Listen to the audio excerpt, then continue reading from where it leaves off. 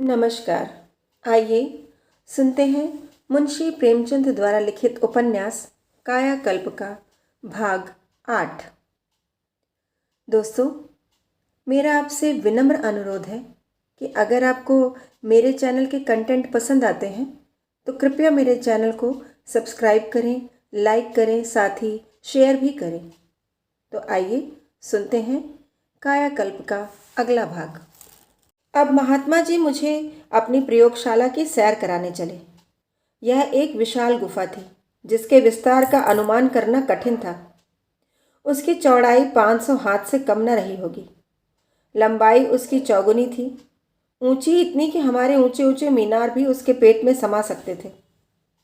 बौद्ध मूर्तिकारों की अद्भुत चित्रकला यहाँ भी विद्यमान थी। यह पुराने समय का कोई विहार था। महात्मा जी ने उन्हें प्रयोगशाला बना लिया था। प्रयोगशाला में कदम रखते ही मैं एक दूसरी ही दुनिया में पहुंच गया। जिनेवा नगर आंखों के सामने था और एक भवन में राष्ट्रों के मंत्री बैठे हुए किसी राजनीतिक विषय पर बहस कर रहे थे। उनकी आंखों के इशारे, होठों का हिलना और हाथों का उठना साफ दिखाई देता था। उनके मुख से निकला हुआ एक एक शब्द साफ साफ कानों में आता था। एक क्षण के लिए मैं धोखे में आ गया कि जिनेवा ही में बैठा हूँ। ज़रा और आगे बढ़ा तो संगीत की ध्वनि कानों में आई। मैंने यूरोप में ये आवाज़ सुनी थी, पहचान गया। फ्लोरस्की की आवाज़ थी। मेरे आश्चर्य की सीमा न थी। जिन आविष्कारों का बड़े बड़े विद्वानों को अभ्यास मात्र था, वे सब यहाँ अपने समुन्नत पूर्ण रूप से दिखाई दे रहे थे। इस निर्जन स्थान में, आबादी में कोसों दूर इतनी ऊंचाई पर कैसे इन प्रयोगों में सफलता हुई, ईश्वर ही जान सकते हैं। महात्मा लोग तो योग की क्रियाओं ही में कुशल होते हैं। अध्यात्म उनका क्षेत्र है। विज्ञान पर उन्होंने कैसे आधिपत्य जमाया। महात्मा जी मेरी ओर देखकर मुस्कुराए और बोले, विज्ञान अंतःकरण को भी गुप्त नहीं छोड़ता। तुम्हें इन बातों से आश्चर्य होता है, पर यथार्थ यह है कि विज्ञान ने योग को बहुत सरल कर दिया है। बाह्य जगत से धीरे धीरे अंत जगत में प्रवेश कर रहा है। मनोयोग की जटिल क्रियाओं द्वारा जो सिद्धि वर्षों में प्राप्त होती थी, वह अब क्षणों में हो जाती है। कदाचित वह समय दूर नहीं कि हम विज्ञान द्वारा मोक्ष भी प्राप्त कर सकेंगे। मैंने पूछा, क्या पूर्व समय का ज्ञान भी किसी प्रयोग द्वारा हो सकता है? महात्मा, हो सकता है, लेकिन उससे किसी उपकार की आशा नहीं। विज्ञान अगर प्राणियों का उपकार न करे तो उसका मिट जाना ही इच्छा। केवल जिज्ञासा को शांत करने, विलास में योग देने, यथार्थ की सहायता करने के लिए प्रयोग करना उसका दुरुपयोग करना है। मैं चाहूं तो अभी एक क्षण में यूरोप के बड़े से बड़े नगर को नष्ट भ्रष्ट कर दूं, लेकिन विज्ञान प्राण रक्षा के लिए है, वध करने के लिए नहीं। मुझे निराशा तो हुई, पर आग्रह न कर सका। शाम तक प्रयोगशाला के यंत्रों को देखता रहा, किंतु उनमें अब मन न लगता था। यही धुन सवार थी कि क्यों कर यह दुस्तर कार्य सिद्ध करूं। आखिर उन्हें किसी तरह पसीजते न देखकर मैंने उसी हिम्मत से काम लिया जो निरुपाय का आधार है। बोला, भगवान, आपने वह सब कर दिखाया जिसका संसार के विज्ञानवेत्ता भी अभी केवल स्वप्न देख रहे हैं। महात्मा जी पर इन शब्दों का वही असर पड़ा जो मैं चाहता था। यद्यपि मैंने यथार्थ ही कहा था, लेकिन कभी कभी यथार्थ भी खुशामद का काम कर जाता है। प्रसन्न होकर बोले, मैं गर्व तो नहीं करता, पर ऐसी प्रयोगशाला संसार में दूसरी नहीं है। मैं, यूरोप वालों को खबर मिल जाए तो आपको आराम से बैठना मुश्किल हो जाए। महात्मा, मैंने कितनी ही नई नई बातें खोज निकाली, पर उनका गौरव आज दूसरों को प्राप्त है। लेकिन इसकी क्या चिंता, मैं विज्ञान का उपासक हूँ, अपनी ख्याति और गौरव का नहीं। मैं, आपने इस देश का मुख उज्ज्वल कर दिया। महात्मा, मेरा यान आकाश में जितनी ऊंचाई तक पहुंच सकता है, उसकी यूरोप वाले कल्पना भी नहीं कर सकते। मुझे विश्वास है कि शीघ्र ही मेरी चंद्रलोक की यात्रा सफल होगी। यूरोप के वैज्ञानिकों की तैयारियां देख देखकर मुझे हंसी आती है। जब तक हमको वहाँ की प्राकृतिक स्थिति का ज्ञान न हो, हमारी यात्रा सफल नहीं हो सकती। सबसे पहले विचारधाराओं को वहाँ से ले जाना होगा। विद्वान लोग भी कभी कभी बालकों की सी कल्पनाएं करने लगते हैं। मैं, वह दिन हमारे लिए सौभाग्य और गर्व का होगा। महात्मा, प्राचीन काल में ऋषिगण योग बल से त्रिकाल दृष्टि प्राप्त किया करते थे, पर उसमें बहुधा भ्रम हो जाता था। उसकी सहायता का कोई प्रत्यक्ष प्रमाण न होता था। मैंने वैज्ञानिक परीक्षाओं से उस कार्य को सिद्ध किया है। प्रण तो मैंने यही किया था कि किसी को यह रहस्य न बताऊंगा, लेकिन तुम्हारी तपस्या देखकर दया आ रही है। मेरे साथ आओ। मैं महात्मा जी के पीछे पीछे एक ऐसी गुफा में पहुंचा जहां केवल एक छोटी सी चौकी रखी हुई थी। महात्मा जी ने गंभीर मुख से कहा, तुम्हें यह बात गुप्त रखनी होगी। मैंने कहा, जैसी आज्ञा। महात्मा, तुम इसका वचन देते हो? मैं, आप इसकी किंचित मात्र भी चिंता न करें। महात्मा, अगर किसी यश और धन के इच्छुक को यह खबर मिल गई तो यह संसार में एक महान क्रांति उपस्थित कर देगा और कदाचित मुझे प्राणों से हाथ धोना पड़े। मैं मर जाऊंगा, किंतु इस गुप्त ज्ञान का प्रचार न करूंगा। तुम इस चौकी पर लेट जाओ और आंखें बंद कर लो। चौकी पर लेटते ही मेरी आंखें झपक गईं और पूर्व जन्म के दृश्य आंखों के सामने आ गए। हाँ प्रिय, मेरा अतीत जीवित हो गया। यही भवन था, यही माता पिता थे जिनकी तस्वीरें दीवान खाने में लगी हुई हैं। मैं लड़कों के साथ बाग में गेंद खेल रहा था। फिर दूसरा दृश्य सामने आया। मैं गुरु की सेवा में बैठा हुआ पढ़ रहा था। यह वही गुरुजी थे जिनकी तस्वीर तुम्हारे कमरे में है। एक तिल का भी अंतर नहीं है। इसके बाद युवावस्था का दृश्य आया।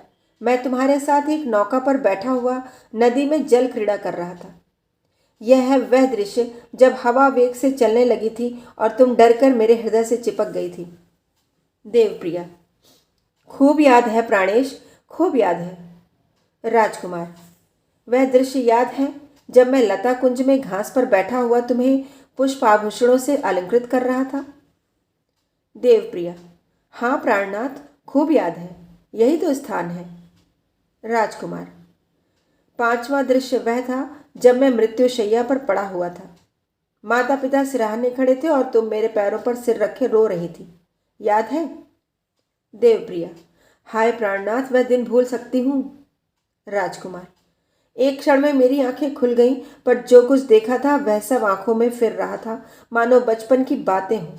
मैंने महात्मा से पूछा, मेरे माता पिता जीवित हैं? उन्होंने एक क्षण आंखें बंद करके सोचने के बाद कहा, उनका देहावसान हो गया। तुम्हारे शोक में दोनों घुल घुल कर मर गए। मैं, और मेरी स्त्री? महात्मा, वह अभी जीवित है। मैं, किस नगर में है? महात्मा, काशी के समीप जगदीशपुर में, किंतु तुम्हारा वहां जाना उचित नहीं। यह ईश्वरीय इच्छा के विरुद्ध होगा और संस्कारों के क्रम को पलटना अनिष्ट का मूल है। मैंने उस समय तो कुछ न कहा, पर उसी क्षण तुमसे मिलने का दृढ़ संकल्प कर लिया। मुझे अब वहां एक एक क्षण एक एक युग हो गया। 2 दिन तो मैं किसी तरह रहा। तीसरे दिन मैंने महात्मा जी से विदा लेकर प्रस्थान कर दिया। महात्मा जी बड़े प्रेम से मुझसे गले मिले और चलते चलते ऐसी क्रिया बतलाई जिसके द्वारा हम अपनी आयु और बल को इच्छा अनुसार बढ़ा सकते हैं। तब मुझे गले से लगाकर एक यान पर बैठा दिया। यान मुझे हरिद्वार पहुंचाकर आप लौट गया। यह उनके यानों की विशेषता है।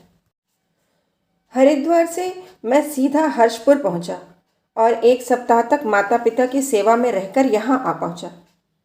तुमसे मिलने के पहले मैं कई बार इधर निकला। यहाँ की हर एक वस्तु मेरी जानी पहचानी मालूम होती थी। 2-4 पुराने दोस्त भी दिखाई दिए, पर उनसे मैं बोला नहीं। एक दिन जगदीशपुर की सैर भी कराया। ऐसा मालूम होता था कि मेरी बाल्यावस्था वहीं गुजरी हो। तुमसे मिलने के पहले कई दिन गहरी चिंता में पड़ा रहा। एक विचित्र शंका होती थी। अकस्मात तुमसे पार्क में मुलाकात हो गई। कह नहीं सकता तुम्हें देखकर मेरे चित्त को क्या दशा हुई। ऐसा जी चाहता था दौड़कर हृदय से लगा लूं। महात्मा के अंतिम शब्द भूल गए और वहां तुमसे मिलने गया। देवप्रिया ने रोते हुए कहा, प्राणनाथ, आपके दर्शन पाते ही मेरा हृदय गदगद हो गया। ऐसा मालूम हुआ मानो आपसे मेरा पुराना परिचय है, मानो मैंने आपको कहीं देखा है।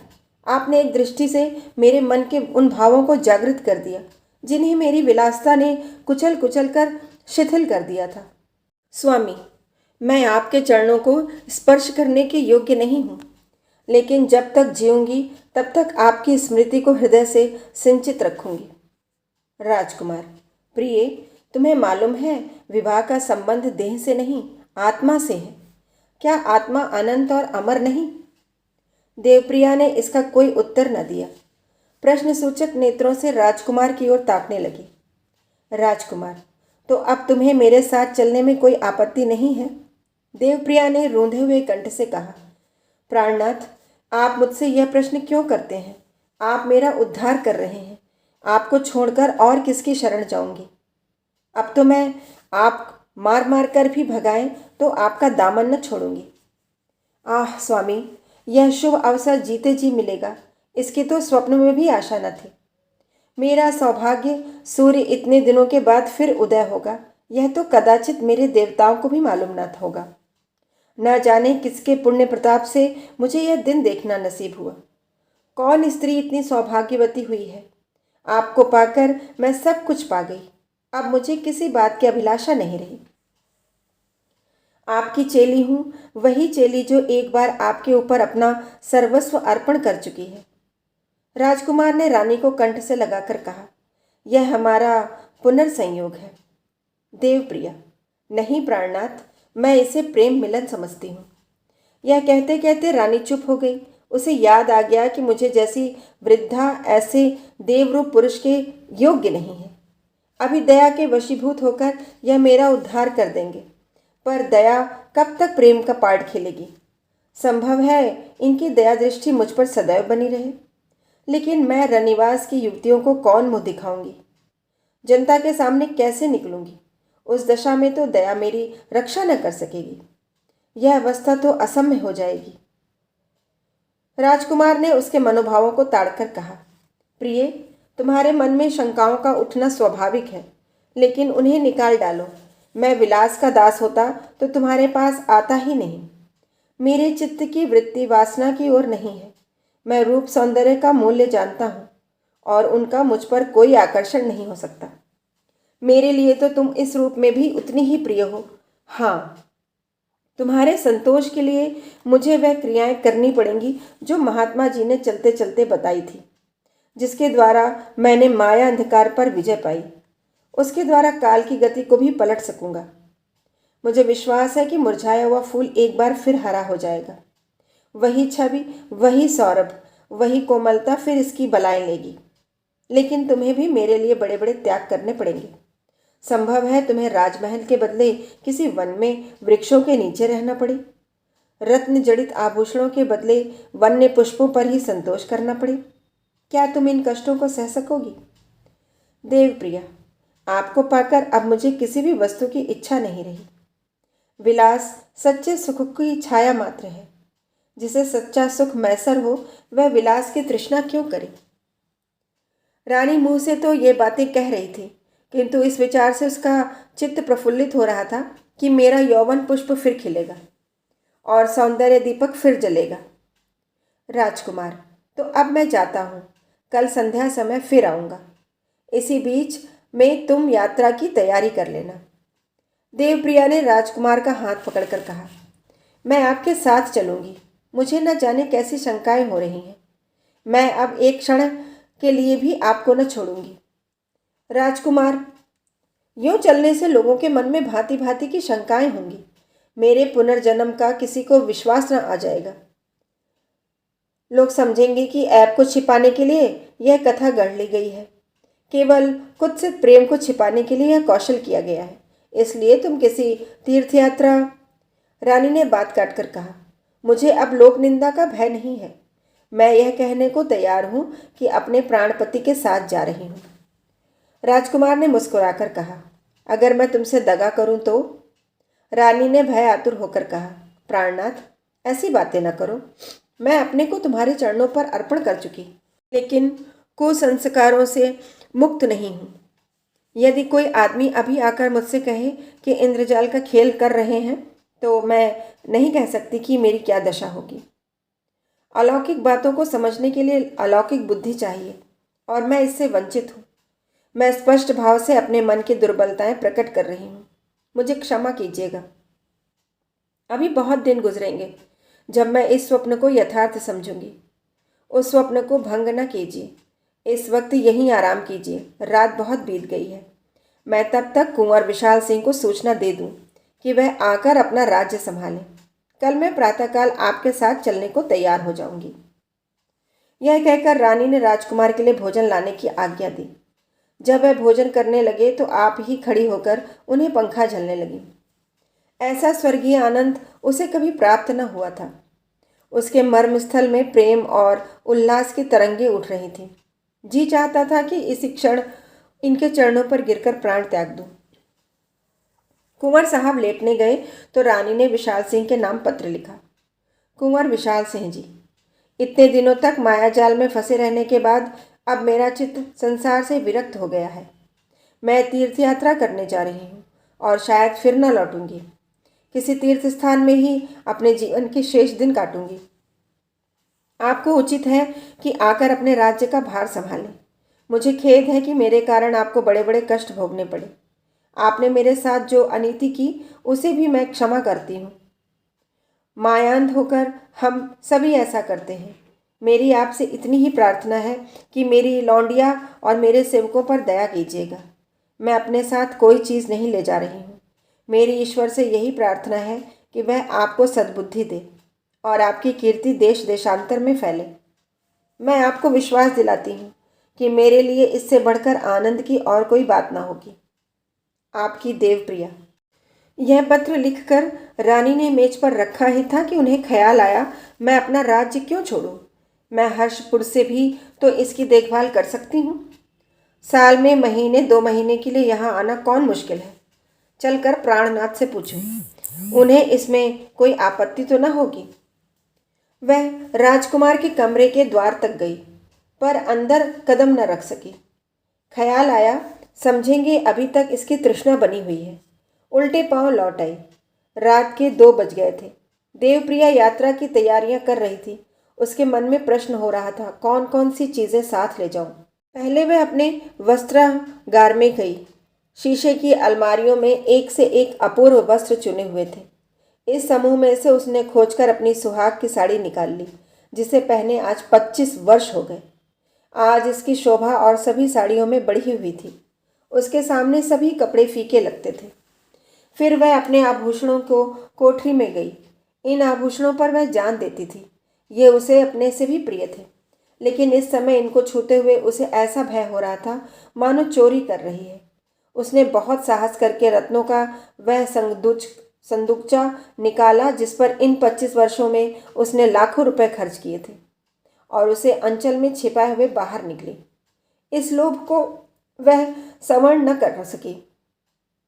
वह अपने कमरे में आकर बैठी ही थी कि गुजराती आकर खड़ी हो गई। देवप्रिया ने पूछा, सोई नहीं? गुजराती, सरकार नहीं सोई तो मैं कैसे सोती? मैं तो कल तीर्थ यात्रा करने जा रही हूँ। मुझे भी साथ ले चलिएगा? नहीं, मैं अकेले जाऊंगी। सरकार लौटेंगी कब तक? कह नहीं सकती, बहुत दिन लगेंगे। बता, तुझे क्या उपहार दूं? मैं तो एक बार मांग चुकी, लूंगी तो वही लूंगी। मैं तुझे 9 लखा हार दूंगी, उसकी मुझे इच्छा नहीं। जड़ाऊ कंगन लेगी? जी नहीं। वह रत्न लेगी जो बड़ी बड़ी रानियों को भी मैसर नहीं? जी नहीं। वह आप ही को शोभा देगा। पागल है क्या? एक रत्न के दाम 1 लाख से कम न होंगे। आप ही को मुबारक हो। रानी ने रत्नों का संदूकचा खोलकर गुजराती के सामने रख दिया और बोली, इनमें से जो चाहे निकाल ले। गुजराती ने संदूकचा बंद करके कहा, मुझे इनमें से कोई नहीं चाहिए। रानी ने एक क्षण सोचने के बाद कहा, अच्छा, जा वही मूर्ति ले ले। आप खुशी से दे रही हैं ना? हाँ, खुशी से। भगवान आपका भला करे। यह कहकर गुजराती खुश खुश वहाँ से चली गई। थोड़ी ही देर के बाद रानी भी रत्नों का संदूकचा लिए हुए उठी और तोशखाने में जाकर उसे उस स्थान पर रख दिया जहाँ से निकाला था। उनका मन एक क्षण के लिए चंचल हो गया, लेकिन उसे धिक्कारती हुई वह जल्दी से अपने कमरे में चली आई। सहसा कोयल की कूक सुनाई दी। रानी ने चौंक कर द्वार का पर्दा हटा दिया। उषा की स्निग्ध मधुर संगीतमय आभा किवाड़ों के शीशे द्वारा कमरे में प्रवेश कर रही थी, मानो किसी नव यौवन के हृदय में प्रेम का उदय हो रहा हो। उसी नव यौवना की भांति देवप्रिया उस अरुण छटा को देखकर शशक हो उठी। उसी समय राजकुमार द्वार पर आकर खड़े हो गए। रानी ने कहा, मैं तैयार हूँ। राजकुमार, अभी मेरा जी चाहता है कि यहीं तुम्हारी उपासना में अपना जीवन व्यतीत करूं। मुझे अपने उद्देश्य में जितनी सफलता हुई उतनी मुझे आशा न थी। इस देश की सिवा ऐसी देवियां और कहाँ जो इस भांति अपने को आदर्श पर बलिदान कर दें। आधे घंटे बाद राजकुमार भी संध्योपासना करके निकले। मोटर तैयार थी। दोनों आदमी उस पर आ बैठे। जब मोटर चली तब रानी ने उस भवन को करुण नेत्रों से देखा और एक ठंडी सांस ली। उसके हृदय की वही दशा हो रही थी जो किसी नववधू के पति के घर जाते समय होती है। शोक और हर्ष, आशा और दुराशा, ममत्व और विराग का एक विचित्र समावेश हो गया था।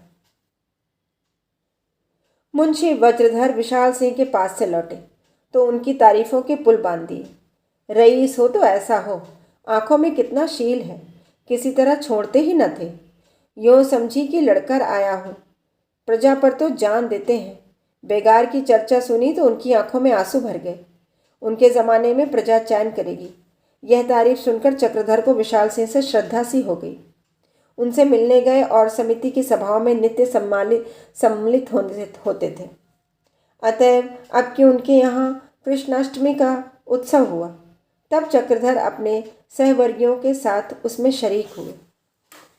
कुंवर साहब कृष्ण के परम भक्त थे। उनका जन्मोत्सव बड़ी धूमधाम से मनाते थे। उनकी स्त्रियों में इस विषय में मतभेद था। उनके व्रत भी अलग अलग थे। तीजों के सिवा तीनों कोई एक व्रत न रखती थी।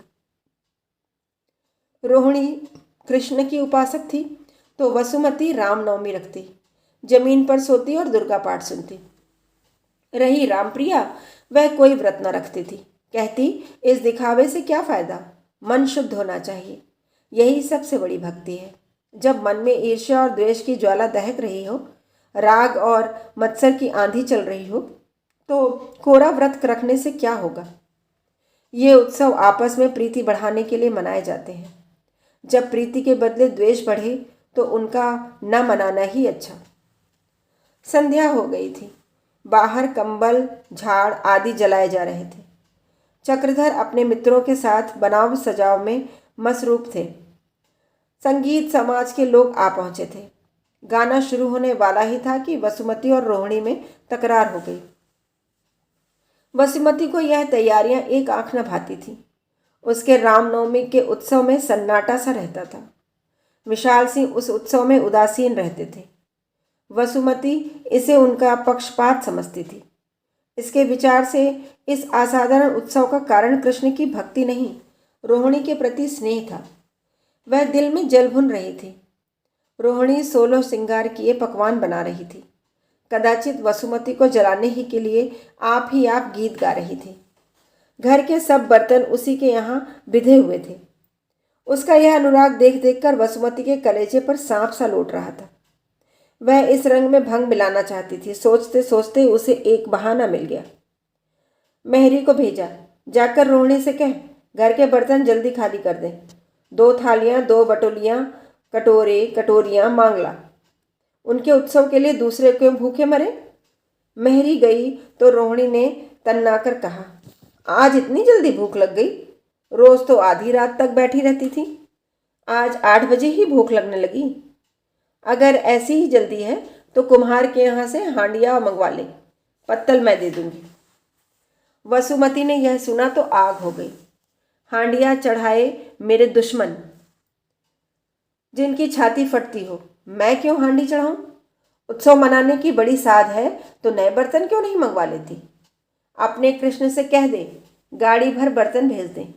क्या जबरदस्ती दूसरों को भूखा मारेगी। रोहिणी रसोई से बाहर निकलकर बोली, जरा मुंह संभाल कर बातें करो, देवताओं का अपमान करना अच्छा नहीं। वसुमती, अपमान तो तुम करती हो जो व्रत के दिन यों बन ठन कर इटलाती फिरती हो। देवता रंग रूप नहीं देखते, भक्ति देखते हैं। रोहिणी, मैं बनती ठनती हूँ तो दूसरे की आंखें क्यों फूटती हैं। भगवान के जन्म के दिन भी न बन उठनूं? उत्सव में तो रोया नहीं जाता। वसुमती, तो और बन उठनो मेरे अंगूठे से। आंखें क्यों फाड़ती हो? आंखें फूट जाएंगी तो चुल्लू भर पानी भी न दूंगी। रोहिणी, आज लड़ने पर उतारू हो आई हो क्या? भगवान सब दुख दे पर बुरी संगत न दे।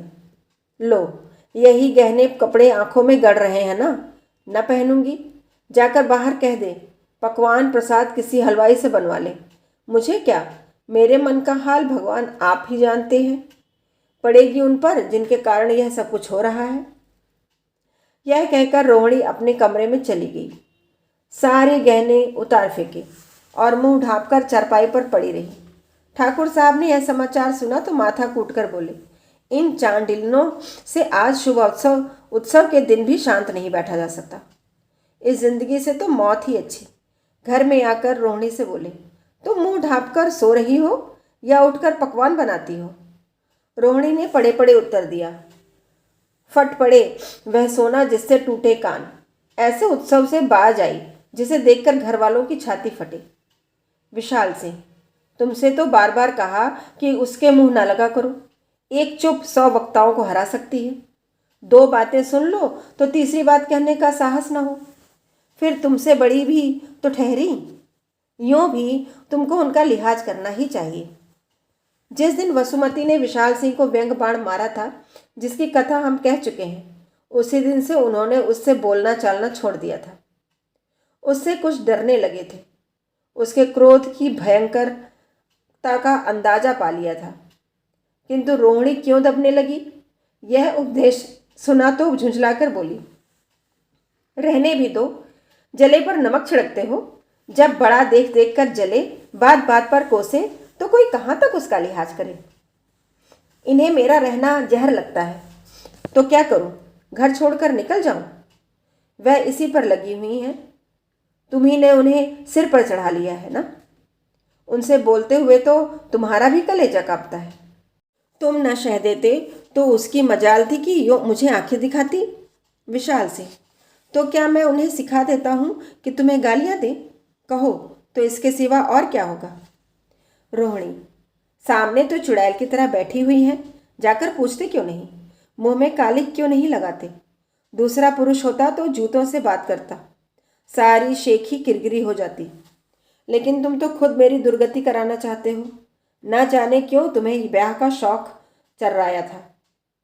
कुंवर साहब ज्यों ज्यों रोहिणी का क्रोध शांत करने की चेष्टा करते थे, वह और भी बफरती जाती थी और बार बार कहती थी, तुमने मेरे साथ क्यों ब्याह किया? यहाँ तक कि अब वह भी गर्म पड़ गए और बोले, और पुरुष स्त्रियों से विवाह करके कौन सा सुख देते हैं जो मैं तुम्हें नहीं दे रहा हूँ? रही लड़ाई झगड़े की बात, तुम न लड़ना चाहो तो कोई जबरदस्ती तुमसे न लड़ेगा। आखिर रामप्रिया भी तो इसी घर में रहती है। रोहिणी, मैं तो स्वभाव से ही लड़ाकू हूँ। विशाल सिंह, वह मैं थोड़े ही कहता हूँ। रोहिणी, और क्या कहते हो? साफ साफ कहते हो, फिर मुस्कुराते क्यों हो? मैं स्वभाव से ही झगड़ालू हूँ, दूसरों से छेड़ छेड़ कर लड़ती हूँ। यह तुम्हें बहुत दूर की सूझी? वाह, क्या नई बात निकाली है। कहीं छिपाया तो खासा इनाम मिल जाएगा। विशाल सिंह, तुम बरबस बिगड़ रही हो। मैंने तो दुनिया की बात कही थी और तुम अपने ऊपर ले गई। रोहिणी, क्या करूं, भगवान ने बुद्धि ही नहीं दी। वहाँ भी अंधेर नगरी और चौपट राजा होंगे। बुद्धि तो 2 ही प्राणियों के हिस्से में पड़ी है, एक आपकी ठकुराइन के, नहीं महारानी के, और दूसरे आपके। जो कुछ बची कुची वह आपके सिर में ठूस दी गई।